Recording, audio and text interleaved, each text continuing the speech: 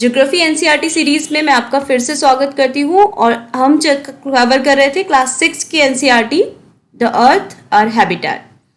ठीक है, तो आज का जो हमारा टॉपिक था, जो मैंने आपको पिछले लेक्चर में बताया था कि आज हम लैटिट्यूड्स एंड लॉन्गिट्यूड्स कवर करेंगे, पर latitudes and longitude itself is a very small topic. तो मैंने chapter 3 of NCERT that is motion of earth भी इसके साथ कवर करने की सोची है। तो हम इस लेक्चर में latitudes and longitudes and motion of earth दोनों कवर करेंगे। ठीक है, तो before I start latitudes and longitude, उसके पहले मैं आपको ग्लोब और एटलस के बारे में कुछ बेसिक इन्फॉर्मेशन दूंगी, क्योंकि हमारे ज्योग्राफी पढ़ते time atlas is the most essential thing you need to know और यू नीड टू हैव। अगर आप अपने पास एटलस रखेंगे तो आपको प्लेसेस की क्लैरिटी और ज़्यादा हो जाएगी, जिससे कि ज्योग्राफी स्ट्रांग होगी। तो हम पहले ग्लोब और एटलस के बारे में पढ़ेंगे थोड़ा सा, उसके बाद I talk about latitudes and longitudes, फिर मोशन ऑफ अर्थ के बारे में बताऊंगी कि अर्थ के मोशन कैसे होते हैं। इसका एक ब्रीफ इंट्रोडक्शन मैंने आपको लास्ट लेक्चर में दिया था, आज हम उसके बारे में डिटेल में पढ़ेंगे। ठीक है, फिर हम हीट जोन्स ऑफ अर्थ के बारे में डिस्कस करेंगे कि क्या होते हैं हीट जोन्स, कौन कौन से हीट जोन्स हैं और इनकी क्वालिटी क्या है। ठीक है, फिर इंटरनेशनल डेट लाइन क्या है, एमसीक्यूज, राइटिंग प्रैक्टिस क्वेश्चंस, और फिर अपकमिंग वीडियो के बारे में आपको थोड़ी सी इन्फॉर्मेशन दूंगी। तो ये हमारा फ्लो ऑफ लेक्चर होगा। तो स्टार्ट करते हैं लेक्चर। तो पहला टॉपिक है ग्लोब। ये तो आप सभी ने देखा होगा, एक नीडल लाइक स्ट्रक्चर ग्लोब के अंदर से पास होता है, जिसे हम कह सकते हैं एक्सिस ऑफ ग्लोब। लेकिन जब हम अर्थ की बात करते हैं तो अर्थ के अंदर से ऐसी कोई नीडल लाइक स्ट्रक्चर पास नहीं होता। इट्स एन इमेजिनरी लाइन जिस पर अर्थ रोटेट होती है अपनी ही एक्सिस पे। ठीक है, तो ये जो इमेजिनरी एक्सिस ऑफ अर्थ है, ठीक है, ये इस ग्लोब में एक नीडल के हेल्प से दिखाई जाती है। तो globe itself is a miniature model of earth. ठीक है, एक छोटा मॉडल अर्थ का जब हम बनाते हैं अर्थ को विजुअलाइज करने के लिए, तो उसे कहते हैं ग्लोब। ओके, तो ग्लोब पे क्या क्या देख सकते हो आप, कंट्रीज, कॉन्टिनेंट्स, ओशंस, ये सारी चीज़ें आप ग्लोब पे आराम से देख सकते हो। मोस्टली जो ब्लू कलर होता है ये बताता है वाटर बॉडीज, जैसे ओशंस वगैरह। जब कोई लैंड फॉर्म्स अलग अलग कलर में दिखाते हैं डिपेंडिंग ऑन देयर स्पेशलिटी, कि क्या क्या खासियत है उसकी, उसको एक स्पेसिफिक कलर दिया जाता है। तो ये सारी चीज़ें आप जैसे जैसे ग्लोब या मैप्स ज़्यादा देखेंगे तो आप इन कलर्स से फैमिलियर होते जाएंगे। ठीक है, जैसे डॉटेड लाइन जो होती है वो एक मैप में उसके स्टेट्स, किसी भी कंट्री की स्टेट्स के बीच की बाउंड्री को दिखाती है, लेकिन जो सॉलिड लाइन होती है वो दो कंट्रीज़ के बीच की बाउंड्री को दिखाती है। ठीक है, तो इस तरीके से आपको ये जो छोटी छोटी सी चीज़ें हैं, ज़्यादा से ज़्यादा आप जितना मैप, ग्लोब या एटलस देखेंगे तो आप धीरे धीरे समझ जाएंगे। फिर इसके बाद कुछ इमेजिनरी लाइंस होती हैं ग्लोब पे, जैसे कि एक्सिस ऑफ अर्थ मैंने आपको बताई। एक होता है इक्वेटोरियल लाइन, ये जो अर्थ को दो हाफ भाग में बांट दे। ठीक है, तो northern hemisphere is the part lying above the equatorial line is called northern hemisphere, और जो इसके नीचे होता है उसे बोलते हैं सदर्न हेमिस्फीयर। ठीक है, तो इक्वेटोरियल लाइन अर्थ को दो इक्वल पार्ट्स में डिवाइड कर देती है। ठीक है, इसके बाद लॉन्गिट्यूड्स एंड लैटिट्यूड्स हम पढ़ेंगे अभी। उसके पहले एक चीज़ नोटिस करिए कि ये जो अर्थ है हमारी ग्लोब में, वो थोड़ी सी टेढ़ी है। ठीक है, इट्स अ टिल्टेड एक्सिस। ऐसा क्यों है? देखो, जो अर्थ का ऑर्बिटल प्लेन है, जैसे ये मान लो सन है, अगर ये सन है तो सन के आसपास एक ऑर्बिट है जिसमें हमारी अर्थ रोटेट करती है। अर्थ यहाँ पर है, ठीक है, और ये मान लो अर्थ की एक्सिस है। अगर सीधी होती तो ये ऑर्बिट के साथ कितने डिग्री का एंगल बनाती?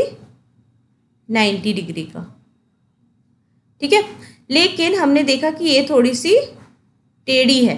ओके, तो ये टेढ़े होने की वजह से कितने डिग्री टेढ़ी है? 23 एंड हाफ डिग्री टेढ़ी है। तो ये ऑर्बिटल प्लेन पे जो हमारा ऑर्बिट है उसका जो प्लेन है, ऑर्बिटल प्लेन से जो एंगल बनाएगी वो बनाएगी 66.5 डिग्री का, जो पर लेकिन जो ऑर्बिटल प्लेन से वर्टिकल लाइन जाती है उससे जो एंगल बनाएगी वो होगा 23.5 डिग्री। ठीक है, 23.5 प्लस 66.5 इक्वल्स टू 90। ठीक है, तो ये चीज़ समझ आई कि हमारी जो अर्थ है वो ऑर्बिटल प्लेन से 66.5 डिग्री का एंगल बनाती है और जो वर्टिकल लाइन जाती है ऑर्बिटल प्लेन से उससे 23.5 डिग्री का एंगल बनाती है। तो हमारी अर्थ 23.5 डिग्री टिल्टेड है। ठीक है, तो जो ऊपर वाला पोर्शन होता है यहाँ पर ये है नॉर्थ पोल, जो कि नॉर्मली एन से रिप्रेजेंट करते हैं, और जो ये नीचे वाला पोर्शन है इसे बोलते हैं south pole, that is represented by S. ठीक है, तो बाकी अभी मैं ये सारी चीज़ें आपको बताऊंगी। अभी फिलहाल इक्वेटर आपने देखा, नॉर्थ पोल देख लिया, साउथ पोल देख लिया, और ये पता कर लिया कि हमारी अर्थ थोड़ी सी टिल्टेड है। अब बाकी चीज़ें हम आगे लेक्चर को करते करते कंप्लीट करेंगे। नेक्स्ट है एटलस। एटलस क्या है? Atlas is a collection of maps. खूब सारे मैप्स को अगर हम एक जगह पे कलेक्ट करके एक बुक के फॉर्म में रख देते हैं तो वो बुक क्या कहलाती है? This book is Atlas. Okay, ठीक है। अब एटलस जो आपको यूज करने हैं, आप इन दोनों में से कोई भी एटलस यूज कर सकते हो, पर मैं ऑक्सफोर्ड स्टूडेंट एटलस को प्रेफर करती हूँ। रीजन, मैं ज़्यादा फेमिलियर हूँ, I personally use to use this atlas, तो मुझे ये एटलस ज़्यादा क्लियर लगता है। ठीक है, तो ऑक्सफोर्ड स्टूडेंट एटलस या ओरिएंट ब्लैक स्वान एटलस, जो भी आप कंफर्टेबल हो, आप इन दोनों एटलसेस में से यूज़ कर सकते हो। अच्छा, कोई प्लेस अगर एटलस में सर्च करनी है तो इसमें होता है इंडेक्स। ठीक है, जैसे डिक्शनरी होती है हमारी, वैसे ही आप उस पर्टिकुलर अल्फ़ाबेट से स्टार्ट करके आप उस एटलस में देख सकते हो, तो उसके लैटिट्यूड्स और लॉन्गिट्यूड्स आपको पर्टिकुलर मैप में पता चल जाएंगे, और वो पेज नंबर बता देगा कि ये पर्टिकुलर पेज किस, मतलब पर्टिकुलर प्लेस किस पेज पर इस एटलस में दी हुई है। ठीक है, तो इंडेक्सेस से आप प्लेसेस का पता लगा सकते हो। तो ये अरेंज्ड है, ऑर्गेनाइज्ड है। ठीक है, तो इसमें कोई भी जगह फाइंड आउट करना एटलस में इतना डिफिकल्ट नहीं है। ओके, और मोस्टली जो एटलसेस डिफाइंड रहते हैं, जो एटलस के पेजेस रहते हैं, वो इस पे डिपेंड करते हैं, कॉन्टिनेंट्स पे। एक मिनट, डिवाइडेड बाय कॉन्टिनेंट। ठीक है, तो जैसे मतलब एशिया का मैप है, या फिर अफ्रीका का मैप है, साउथ अमेरिका, नॉर्थ अमेरिका, ऐसे सारे कॉन्टिनेंट्स के बेसिस पे एटलस डिफाइंड रहता है। एक तरफ इधर फिजिकल मैप रहेगा, इधर पॉलिटिकल मैप रहेगा उसी पर्टिकुलर कॉन्टिनेंट का, तो आपको बहुत ज़्यादा क्लैरिटी आ जाती है। ठीक है, तो आप इन चीज़ों को ध्यान रखो और एटलस को यूज़ करना जितनी जल्द से जल्द हो सके शुरू करिए। ठीक है, तो आज का पहला टॉपिक है लैटिट्यूड्स एंड लॉन्गिट्यूड्स। ठीक है, लैटिट्यूड्स क्या होते हैं? जैसे कि मैंने आपको बताया था कि अर्थ को जो इक्वल पार्ट्स में डिवाइड करता है वो है इक्वेटर। तो अगर हम इक्वेटर के आसपास पैरेलल सर्कल्स बनाते जाएं गोइंग टूवर्ड्स द पोल्स, दोनों साइड पे, इधर भी और सदर्न हेमिस्फीयर में भी, तो ये जो पैरेलल सर्कल्स बनेंगे, ये सारे पैरेलल सर्कल्स क्या कहलाते हैं? लैटिट्यूड्स। ठीक है, पैरेलल की क्वालिटी क्या होती है कि वो कभी भी आपस में इंटरसेक्ट नहीं करेंगे। ठीक है, इक्विडिस्टेंट होते हैं, तो इसलिए कहीं जाके एक दूसरे से मिल जाएंगे ऐसा नहीं होगा। पैरेलल्स आर इक्विडिस्टेंट, और ये टुवर्ड्स द पोल इनका साइज डिक्रीज होता रहेगा। क्यों? क्योंकि अर्थ की जो शेप है वो है जियोइड। जियोइड शेप का मतलब होता है कि कोई भी चीज अगर सेंटर में बल्जी है, लेकिन जो इधर है ये प्लेस फ्लैटन है, यहाँ पे बल्ज है, और यहाँ पे ऊपर टॉप पे नॉर्थ पोल और साउथ पोल क्या है? फ्लैटन है। तो उसकी इस शेप को क्या बोलते हैं, जियोइड। तो हमारी जो अर्थ है वो एक जियोइड शेप है। तो इस वजह से जो इक्वेटर पे लाइन बनती है, इक्वेटर पे जो सर्कल बनेगा वो बिगेस्ट सर्कल होगा, उसकी सरकमफेरेंस सबसे ज़्यादा होगी। और जो सर्कल नॉर्थ पोल या साउथ पोल पे बनेंगे उनकी सरकमफेरेंस सबसे कम होगी, उनकी रेडियस सबसे कम होगी। ठीक है, तो ये चीज़ ध्यान रखिए क्योंकि ये चीज़ काफ़ी सारी जगह पे कंसेप्चुअल क्लैरिटी के लिए बहुत ज़्यादा यूज़ होती है। ठीक है, ओके। तो अब इसके बाद कुछ इंपॉर्टेंट पैरेलल्स होती हैं। सबसे पहली पैरेलल आप ऑलरेडी पढ़ चुके हो, जो है इक्वेटर। इक्वेटर के बाद जो पैरेलल आप पढ़ते हो वो है tropics, tropic of cancer and tropic of Capricorn. ठीक है, 23.5 डिग्री नॉर्थ पे होती है ट्रॉपिक ऑफ कैंसर और 23.5 डिग्री साउथ पे होती है ट्रॉपिक ऑफ कैप्रिकॉन। ऐसे ही 66.5 डिग्री नॉर्थ पे होती है आर्कटिक सर्कल और 66.5 डिग्री साउथ पे होता है एंटार्क्टिक सर्कल। फिर उसके बाद नॉर्थ पोल साउथ पोल पे पहुंच जाओगे आप। ठीक है, अब यहाँ पे एक चीज़ नोटिस करिए कि ये डिस्टेंस क्या है। ये जो 23.5 डिग्री या 66.5 डिग्री है, ये डिग्री कैसे डिसाइड करी हुई है। देखो, जैसे अगर आप अर्थ के सेंटर को यहाँ पे मानो तो यहाँ से यहाँ का जो एंगल बनेगा, ये एंगल है 23.5 डिग्री। यहाँ से यहाँ का जो एंगल बनेगा, ये एंगल है 66.5 डिग्री। ठीक है, तो जो लैटिट्यूड्स होते हैं वो अर्थ को नॉर्थ और साउथ डायरेक्शन में अर्थ की किसी लोकेशन को बताते हैं। तो अब देखो, अगर हमें किसी प्लेस की एग्जैक्ट लोकेशन बतानी है तो हमें उसकी नॉर्थ साउथ ईस्ट वेस्ट सब पता होने चाहिए। तो लैटिट्यूड्स के साथ साथ जो चीज़ जो हमें ईस्ट वेस्ट डायरेक्शन बताएगा वो उसे क्या कहेंगे हम, लॉन्गिट्यूड्स। ठीक है, तो यही हमारा नेक्स्ट टॉपिक है, लॉन्गिट्यूड्स। लॉन्गिट्यूड्स क्या होते हैं, ये सेमी सर्कल लाइंस होती हैं। ठीक है, सेमी सर्कल्स हैं, पूरा सर्कल नहीं बना रहे, जो कि नॉर्थ पोल से निकल के साउथ पोल में मिल जाती हैं। ठीक है, अब देखो, हम जब लैटिट्यूड्स पढ़ रहे थे तो हमने पढ़ा कि लैटिट्यूड्स कभी भी किसी पॉइंट पर नहीं मिलते, दे आर इक्विडिस्टेंट। पर जो ये लॉन्गिट्यूड्स होते हैं, इन्हें मेरिडियंस भी कहते हैं, they converge at a point. वो पॉइंट्स क्या होते हैं, नॉर्थ पोल या south pole. North pole south pole में जाके ये लॉन्गिट्यूड्स कन्वर्ज हो जाते हैं। ठीक है, तो इनको जो वर्टिकल लाइंस हैं ये कहलाती हैं लॉन्गिट्यूड्स। इन टोटल कितने लॉन्गिट्यूड्स होते हैं, 360 लॉन्गिट्यूड्स होते हैं। ठीक है, 180 पॉजिटिव एंड 179 नेगेटिव। 180 पॉजिटिव और 180 नेगेटिव अगर हम बोले तो these are same latitudes, longitude sorry.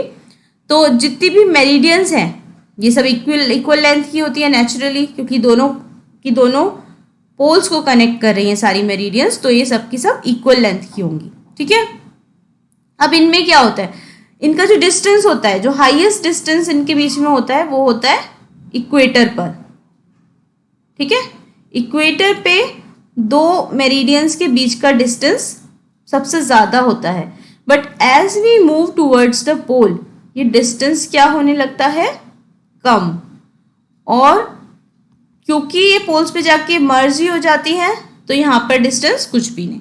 ठीक है, तो ये किसी भी पोजीशन का ईस्ट वेस्ट पोजीशन बताती है। तो ईस्ट वेस्ट के लिए जो मतलब अब स्टार्ट कहाँ से करें, किसका ईस्ट और किसका वेस्ट, ये चीज़ प्रॉब्लम सॉल्व करी गई थी प्राइम मेरिडियन से को डिफाइन करके। प्राइम मेरिडियन को ऐसा माना कि this is the 0 degree meridian of earth. ठीक है, तो 0 डिग्री के अगर ये 0 डिग्री है, 0 डिग्री मेरिडियन है, तो इसके इधर की साइड की जो मेरिडियन होंगी वो सारी की सारी ईस्ट। ठीक है, और जो ऑपोजिट साइड की होंगी वो होंगी सारी वेस्ट। ठीक है, ऐसी फर्स्ट मेरिडियन, सेकंड मेरिडियन, ऐसे करते करते कितनी मेरिडियन, 180 मेरिडियंस। ठीक है, 180 ईस्ट तक पहुंच जाएंगे, और ऐसे ही ऑपोजिट डायरेक्शन में कहाँ पहुंच जाएंगे, 180 वेस्ट तक। ठीक है, और 180 वेस्ट तक पहुंचने के बाद आपको पता चलेगा कि 180 east and 180 west are same meridian. ये दोनों मेरिडियन सेम है, क्योंकि हमारे पास टोटल कितनी मेरिडियन है, 360। ओके, तो 180 मेरिडियन जो है वो सेम मेरिडियन है, और इस 180 डिग्री लॉन्गिट्यूड को कहते हैं इंटरनेशनल डेट लाइन। ठीक है, अब एक और चीज मैं आपको बताती हूँ, सर्कल ऑफ इल्यूमिनेशन। देखो, जब सन की रेज अर्थ पर पड़ती हैं, ठीक है, सन की रेज जब अर्थ पर पड़ती हैं तो आधी अर्थ पर पड़ती है। ठीक है, और जो रिमेनिंग हाफ होता है वहां पर क्या होता है, नाइट होती है। तो एक पूरा की पूरा अगर हम ऐसा वर्टिकल सर्कल बनाएं तो एक ऐसा सर्कल बनेगा जहां जो कि डे और नाइट को डिवाइड कर देगा। जहां पर सनरेज नहीं पड़ रही, ये सनरेज हैं अगर, तो जिस तरफ सनरेज नहीं पड़ेंगी वहां पर होगी क्या, नाइट। ठीक है, और ऑपोजिट साइड क्या होगा, ऑपोजिट साइड होगा डे। तो ये नाइट और डे को जो डिवाइड करेगा वो क्या होगा, वो होगा सर्कल ऑफ इल्यूमिनेशन। ठीक है, तो नेक्स्ट टॉपिक मैं आपको यहाँ पे एक बार लॉन्गिट्यूड्स और टाइम जोन्स के बारे में थोड़ा सा बता देती हूँ। देखो, ये 0 डिग्री लॉन्गिट्यूड है। ठीक है, टोटल 24 टाइम जोन्स में हम डिवाइड कर सकते हैं। 24 टाइम जोन्स क्यों, क्योंकि अर्थ जो अपनी एक्सिस पे रोटेट करती है तो अपना पूरा एक रोटेशन कंप्लीट करने में उसको कितने घंटे लगते हैं, 24 आवर्स। ठीक है, तो हम अगर 24 आवर्स के बेसिस पे 24 टाइम जोन्स में अर्थ को डिवाइड कर दें तो इधर की साइड 180 जो मैंने अभी आपको बताया, और इधर की साइड 179, ये भी इस पिक्चर में पूरे नहीं है। ठीक है, तो इधर तक 179 और 180 मेरिडियंस दोनों की हो जाएंगी सेम। ठीक है, तो अब देखो यूटीसी, ये वही जो प्राइम मेरिडियन, 0 डिग्री मेरिडियन मैंने आपको बताई, इसे जीएमटी भी कहते हैं, ग्रीनविच मीन टाइम। ग्रीनविच क्या है, ये ब्रिटिश ऑब्जर्वेटरी है, क्योंकि पहले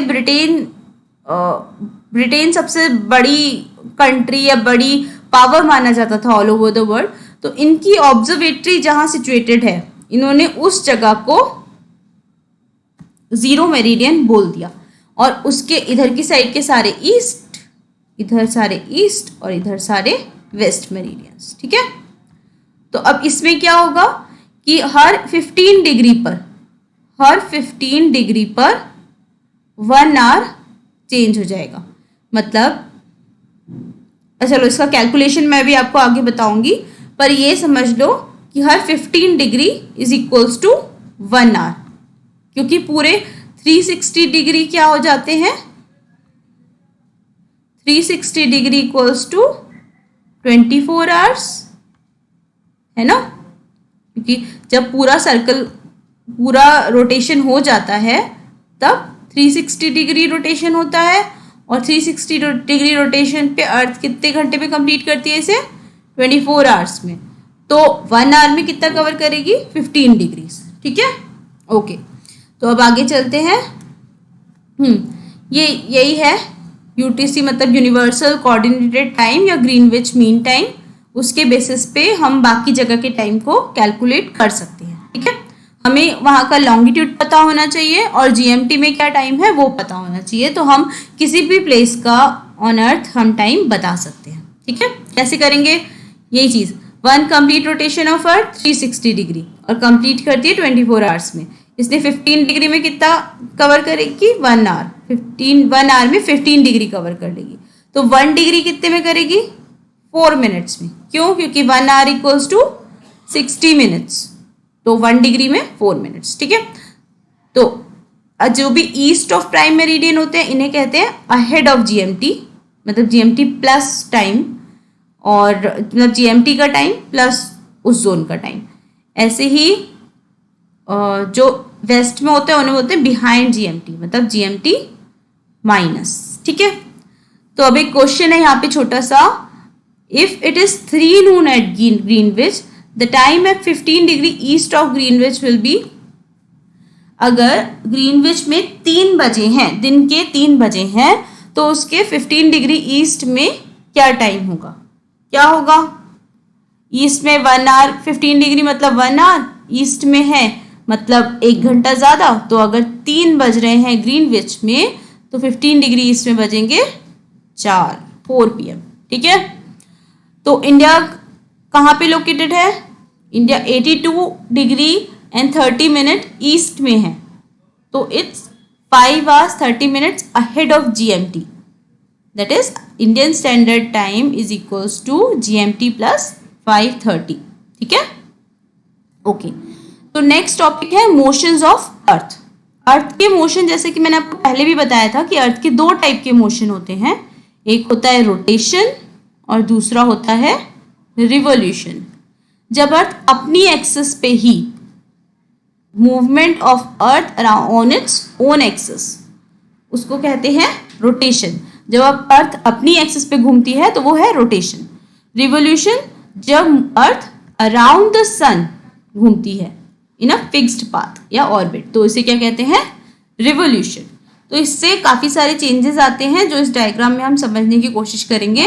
मैंने एक डायग्राम एनसीईआरटी से ही लिया है क्योंकि बहुत ही क्लियर डायग्राम एनसीईआरटी में दिया हुआ था। ठीक है, देखो अर्थ टिल्टेड है, तो यहाँ पे क्या हो रहा है, देखो यहाँ से शुरू करते हैं। जब सन रेज अर्थ पे पड़ रही हैं तो अर्थ के हाफ एरिया में पड़ेंगी, और ये वाला सर्कल कौन क्या है? Circle of illumination. तो इधर की साइड रोशनी, इधर की साइड नाइट। इस पोर्शन में क्या होगा कि जो सन की रेस सदर्न हेमिस्फीयर पे ज्यादा पड़ेंगी, है ना? देखो ये है नॉर्दर्न हेमिस्फीयर, ये है सदर्न हेमिस्फीयर।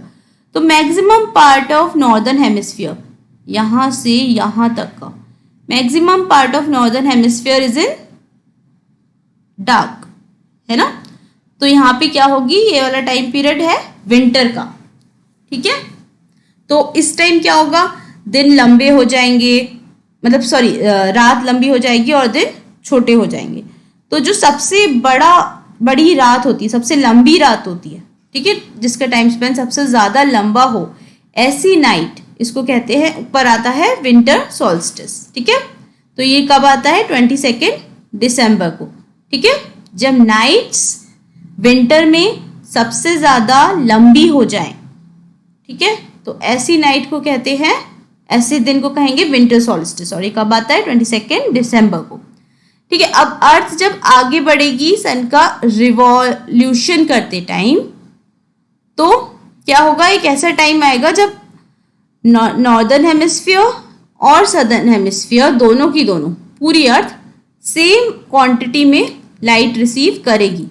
तब नाइट्स और डेज इक्वल लेंथ के होंगे। ठीक है, यहाँ पर एन और डी बराबर हो जाएंगे, नाइट्स एंड डे की लेंथ बराबर हो जाएगी। तो ये कब होगा, ये इसे ऐसे टाइम को कहेंगे जब night of length of day and length of nights equal हो जाएगी, तो ऐसे दिन को कहेंगे इक्विनॉक्स। ठीक है, इक्विनॉक्स। तो अब इक्विनॉक्स, ये हम बात कर रहे हैं स्प्रिंग इक्विनॉक्स की। ठीक है, देखो इधर जो हम ऊपर की तरफ देख रहे हैं ना, विंटर, जब नॉर्दर्न हेमिस्फीयर में विंटर है तब सदर्न हेमिस्फीयर में समर है। जब नॉर्दर्न हेमिस्फीयर में स्प्रिंग है तब सदर्न हेमिस्फीयर में ऑटम है। ऐसे ही आगे बढ़ेंगे तो अब एक टाइम आएगा जब नॉर्दर्न हेमिस्फीयर में ज़्यादा हीट आएगी और सदर्न हेमिस्फीयर में कम हीट आएगी। तो इस टाइम पे दिन लंबे होंगे नॉर्दर्न हेमिस्फीयर में और रातें छोटी होंगी। ठीक है, तो इसे कहेंगे समर सॉल्स्टिस। ये कब होगा? 21 जून को।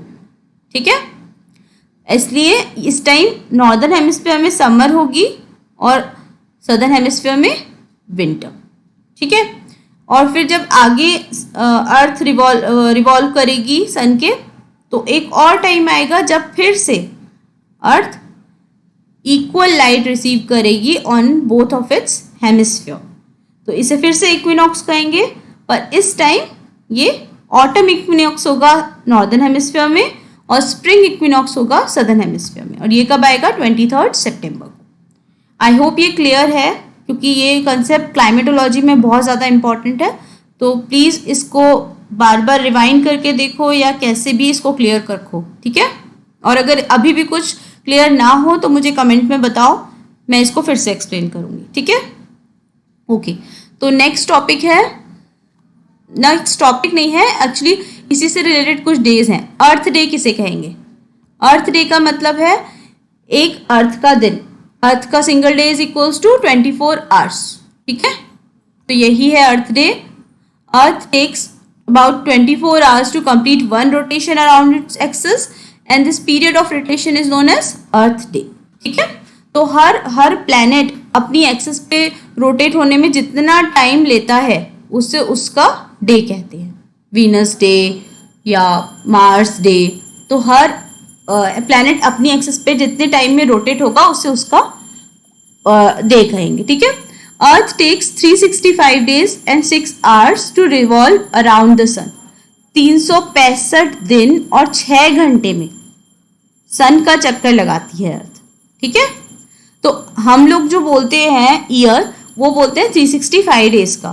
तो ये जो 6 आवर्स है, 6 आवर्स हर साल हम सेव करते हैं और उसे एवरी 4th ईयर, हर 4 ईयर में ऐड करके एक 24 आवर बना देते हैं। मतलब जब जो होता है 29 फरवरी है ना, 29 फेब हर चौथे साल आता है। तो इस साल को जिसमें 29 फेब होता है उसे क्या कहते हैं? लीप ईयर, ठीक है। ओके, तो लीप ईयर के बाद फिर से summer solstice, winter solstice, spring equinox, autumn equinox मैं बता चुकी हूँ। अच्छा सुनो, एक चीज़ ध्यान रखो कि स्प्रिंग, विंटर, समर, ये जो हम सीजन्स बताते हैं ये मोस्टली हम नॉर्दर्न हेमिस्फीयर के अकॉर्डिंग बताते हैं। रीज़न ये है कि maximum population of world northern hemisphere में है, सदर्न हेमिस्फीयर में population as compare to northern hemisphere कम है, इसलिए जो भी हम और लैंड मास भी सदर्न हेमिस्फीयर में कम है as compare to northern hemisphere. इसलिए ज़्यादातर चीज़ें किसके बेसिस पे डिसाइड करी जाती है? ये नॉर्दर्न हेमिस्फीयर के बेसिस, क्योंकि वहाँ पे क्या वेदर है या वहाँ पे क्या सीजन चल रहा है, ठीक है। अब ये कुछ चीज़ है जो कि बहुत बहुत इंपॉर्टेंट है, आपको ये चीज़ें ध्यान रखना बहुत ज़रूरी है कि अर्थ के रोटेशन का क्या इफेक्ट होता है। अर्थ अगर रोटेट होती है तो उससे क्या होता है? देखो ये चीज़ आप पता कर चुके हो पहले से ही कि डे और नाइट होते हैं, अर्थ के रोटेशन से डे और नाइट होते हैं। ऐसे ही जब अर्थ रोटेट होती है तो उसका इफेक्ट पड़ता है टाइड्स पे, क्योंकि ये टाइड्स को डिफ्लेक्ट कर देती है। टाइड्स क्या होता है? Rise and fall of water, rhythmic rise and fall of water in ocean, ठीक है। जब समुद्र में लहरें उठती हैं किसी पर्टिकुलर इंटरवल पे तो इन्हें क्या कहते हैं? टाइड्स, ठीक है। तो ये जो रोटेशन ऑफ अर्थ होता है ये उन लहरों को डिफ्लेक्ट कर देता है, ठीक है। ऐसे ही ये विंड्स को भी डिफ्लेक्ट करता है और ओशन करंट्स को भी डिफ्लेक्ट करता है। ये चीज़ें बाकी क्लियर तब होंगी जब हम क्लाइमेटोलॉजी में एंटर करेंगे, ठीक है। तो अभी बस ये ध्यान रखो कि अर्थ के रोटेशन का effect tides, winds, ocean currents in सब पर भी पड़ता है, ठीक है। और क्या होता है? विंड्स और ओशन जो होते हैं वो नॉर्दर्न हेमिस्फीयर में डिफ्लेक्ट होते हैं टुवर्ड्स राइट और सदर्न हेमिस्फीयर में डिफ्लेक्ट हो जाते हैं टुवर्ड्स लेफ्ट। ये मैं आपको बाद में एक्सप्लेन करूंगी, अभी बस सिर्फ इतना फैक्ट आप दिमाग में रख लीजिए, ठीक है। फिर इसके बाद है कि अर्थ की रोटेशन की वजह से शेप ऑफ अर्थ भी अफेक्ट हुई है, ठीक है। जो अर्थ जियोइड है, बीच में से बल्ज है और ऊपर फ्लैट और दोनों पोल्स पे फ्लैटन, तो ये जो शेप अर्थ की हो गई है वो स्पीड ऑफ अर्थ जब ये रोटेट करती है उसकी वजह से हुई है, that is the cause of its shape, ठीक है। फिर आता है रिवोल्यूशन से क्या इफेक्ट है। रिवोल्यूशन से एक तो सीजन आते हैं, हम अभी डिस्कस कर चुके हैं। फिर उसके बाद variations in length of days and nights. जैसे हमने बोला कि विंटर में नाइट लंबी हो जाती हैं लेकिन समर में डेज लंबे हो जाते हैं। इक्विनॉक्स में डेज और नाइट की लेंथ बराबर हो जाती है। तो ये जो वेरिएशंस आते हैं ये रिवोल्यूशन ऑफ अर्थ की वजह से आते हैं। ठीक है, अब आते हैं heat zones of earth. Earth के 3 हीट जोन्स होते हैं, torrid zone, temperate zone, frigid zone. ठीक है, तो टॉरिड जोन जो होता है this is the zone between 2 tropics. Tropics कौन से हैं? ट्रॉपिक ऑफ कैंसर और ट्रॉपिक ऑफ कैप्रिकॉर्न। तो इन दोनों के बीच का जो पूरा रीजन है ये कहलाता है टॉरिड रीजन। क्यों? क्योंकि this is the region which receive maximum light, maximum heat from the sun. ठीक है, तो इस रीजन में सबसे ज्यादा हीट होने की वजह से पूरे साल भर सन कभी यहाँ कभी यहाँ, मतलब पेंडुलम की तरह यहाँ से यहाँ मूव करता रहता है। ठीक है, तो इसलिए इस टॉरिड जोन में सबसे ज्यादा हीटिंग इफेक्ट रहता है। ठीक है, अब आता है टेम्परेट जोन।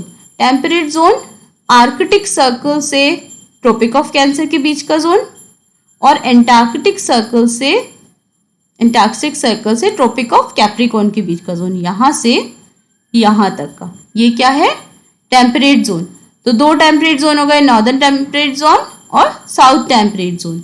यहाँ की क्या खासियत है? यहाँ पे टेम्परेचर होता है मॉडरेट, क्योंकि सन का इफेक्ट टेम्परेट जोन पे जाते जाते कम हो जाता है, क्योंकि यहाँ पे जो सन की रेस पड़ती हैं वो डायरेक्ट रेस पड़ती है, लेकिन यहाँ पे जब पड़ती हैं तो वो ऑब्लिक रेस पड़ती हैं। तो ऑब्लिक रेस में हीटिंग इफेक्ट रिड्यूस हो जाता है। ठीक है, तो इन जगहों पे सन का इफेक्ट कम होता है, इसलिए टेम्परेचर क्या होता है? मॉडरेट। ठीक है, फिर आता है फ्रिजिड जोन। फ्रिजिड जोन जहाँ पर मोस्टली बहुत ही ठंड रहती है, very cold places, north pole, Arctic circle और साउथ पोल के बीच का जोन, आर्कटिक सर्कल और नॉर्थ पोल के बीच का जोन और एंटार्कटिक सर्कल और साउथ पोल के बीच का जोन। तो ये दोनों जोन है फ्रिजिड जोन, जो कि मोस्टली फ्रीज्ड रहते हैं, वेरी कोल्ड। ठीक है, क्योंकि यहाँ पे सन का इफेक्ट बहुत ज्यादा कम हो जाता है। ठीक है, ओके, तो नेक्स्ट है international date line. International date line को समझना जरूरी है, क्योंकि जब हम ट्रेवल करते हैं from one country to other country तो कई बार ही नोटिस करते हैं कि डेट चेंज ही नहीं हुई। From the day when we started travelling, हम उसी डे पे बहुत सारा ट्रैवल करने के बाद भी दूसरी जगह पहुंच गए। तो ऐसा क्यों हुआ? क्योंकि एक चीज आ गई बीच में जो कि थी इंटरनेशनल डेट लाइन। ठीक है, अब क्या हुआ देखो, हमको पता है जो प्राइम मेरिडियन है, प्राइम मेरिडियन के सारा की सारा ईस्ट वाले ईस्टर्न साइड पे जो जोन होते हैं वो अहेड होते हैं। ठीक है, जो वेस्टर्न साइड पे होते हैं प्राइम मेरिडियन के वो बिहाइंड होते हैं।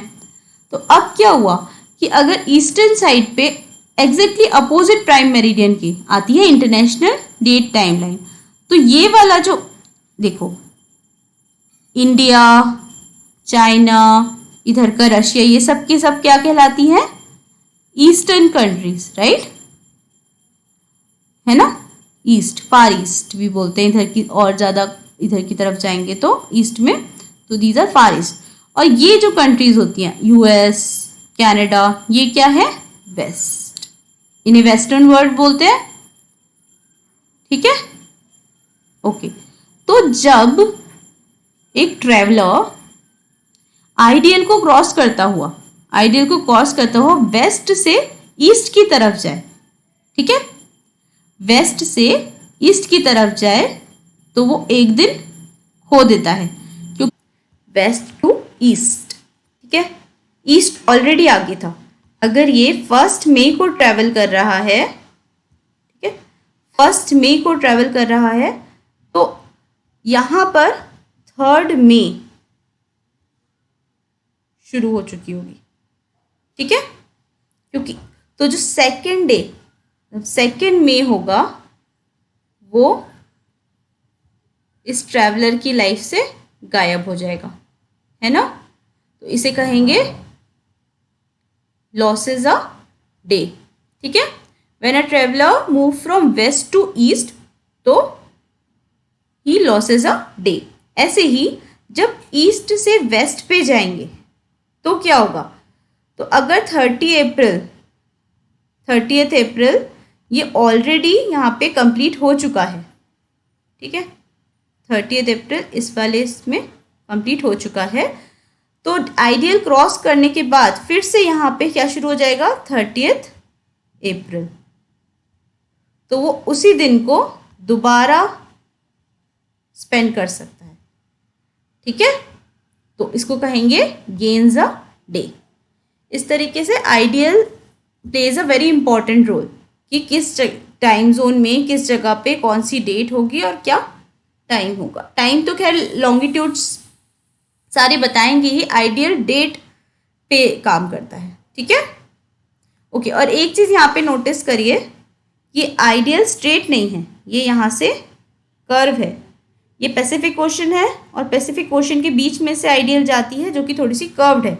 इसे कर्व्ड इसलिए रखा गया है क्योंकि इसके बीच में काफ़ी सारे छोटे छोटे से आइलैंड ग्रुप्स आते हैं, यहाँ पे करावती और बहुत सारे आइलैंड ग्रुप्स आते हैं जो कि अगर एक ही आइलैंड ग्रुप में अलग अलग टाइम या डेट होगी तो बहुत कन्फ्यूजन क्रिएट होगा। इसलिए उनको एक सिंगल उसमें डालने के लिए, सिंगल डेट में डालने के लिए इसे थोड़ा सा कर्व कर दिया गया है, ठीक है। नेक्स्ट एक एमसीक्यू है जो आपको सॉल्व करना है, ये मैं नहीं बताऊंगी, ये आप ही सॉल्व करोगे। ये आंसर राइटिंग प्रैक्टिस क्वेश्चन है, आप करिए एक बार इसको लिखने की कोशिश, अगर कुछ डाउट हो या फिर कुछ समझ ना आए तो बताइए। उसके बाद ये अपकमिंग वीडियो में हम मैप्स के बारे में डिस्कस करेंगे जो कि एनसीईआरटी का चैप्टर 4 है। उसके बाद एनसीईआरटी का नेक्स्ट 5th चैप्टर भी हम इसमें कवर कर लेंगे, major domains of Earth, continents, ocean, इन सब के बारे में मैं आपको अगले लेक्चर में बताऊंगी। तो ठीक है, इसी के साथ आज का लेक्चर वाइंड अप करते हैं। Okay, thank you, happy learning, stay in